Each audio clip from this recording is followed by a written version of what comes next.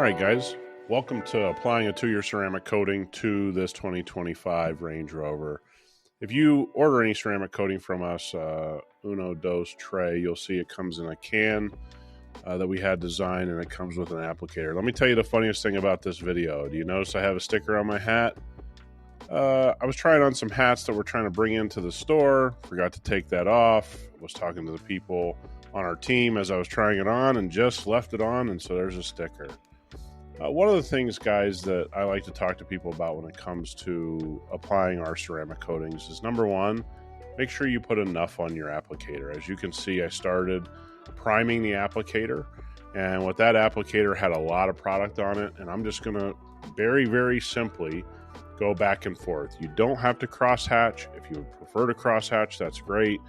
You can see coverage of ceramic coating, especially on a black vehicle. So I'm just going over the area again, extending it out just a little bit. But one of the things I want to tell everyone, number one, is this vehicle was prepped properly. So you saw on the table there that I had a hyperClean wipe. So I'd already done a thorough wipe after I had polished the car. And I am very relaxed when I apply a ceramic coating. Now, I'm in a temperature controlled shop here.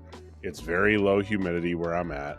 I may be working a lot quicker during the summer than I am right now. And so that's something to keep in mind.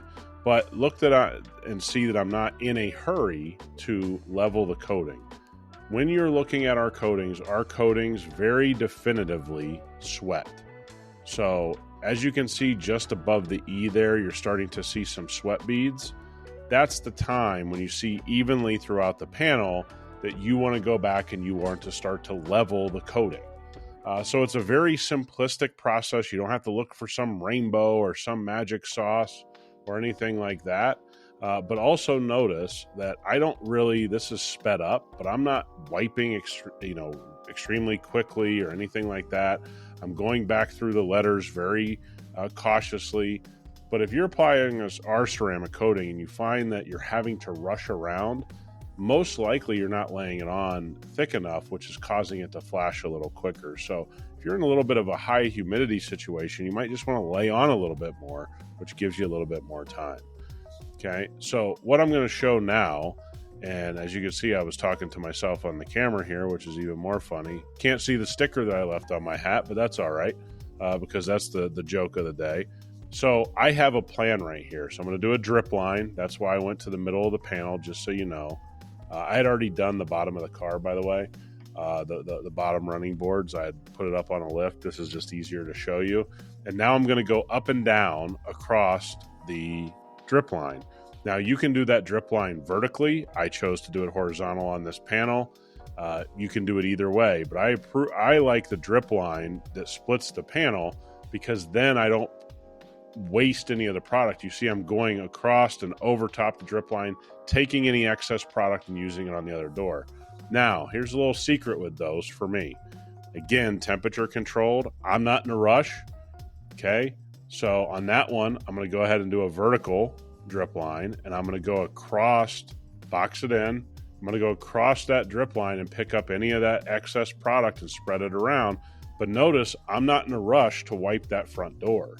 Okay, I'm letting that front door flash. I'm letting the coating work. I've worked long enough to know, boom, I come back, this thing's ready to level. Okay, I had already seen with how the hood was going, the front fender was going, that this was a very, very simplistic process. Again, you got to judge this stuff for yourself, but I'm not worried about the back door or anything like that, right? And by the way, I'm keeping an eye on it. So I can see the back door out of my left eye, kind of when I get close to it. Also, I'm not in a rush. But what you're going to see is I'm just taking my time. Now I saw that it was ready to go. I'm leveling the back door. I think a lot of times, and this is the only helpful tip I can give, is that we make ceramic coating on the internet feel like it's very difficult. I promise you it's not difficult, okay? With our system, it is not difficult. All of you can do this, do great flawless installs. You just have to kind of stay organized and understand that whatever coating you're working with, I couldn't do this with Tray or Sparta the way I did. Uno, dos, stack. Yeah, man, I can do 2 and 3 panels at a time, right? I realistically could have done 3 panels here, but it didn't work for the camera. So this is just something that I look at as stay organized, make it simple on yourself. And also I am okay going back and checking my work. So one of the things that happens with ceramic coating is people just keep moving. You'll see that I go back and forth and check things all the time. There we go. No harm in going over your work and checking for high spots, as you can see with our great editing here. This is exactly what I do. It doesn't matter what coating I'm using. It doesn't matter what coating of ours I'm using, whether it's stack, Uno, dos, Tray, Sparta, it doesn't matter. I am always double checking my work. You'll see that, guys, my process is pretty identical. Okay. I sometimes, if I'm working on different types of panels, but you can see here, I did a drip line in the middle. I'll go around the edges, and now I'm just going to keep going across the drip line. That, you know, makes it really easy not to have excess product on the edges.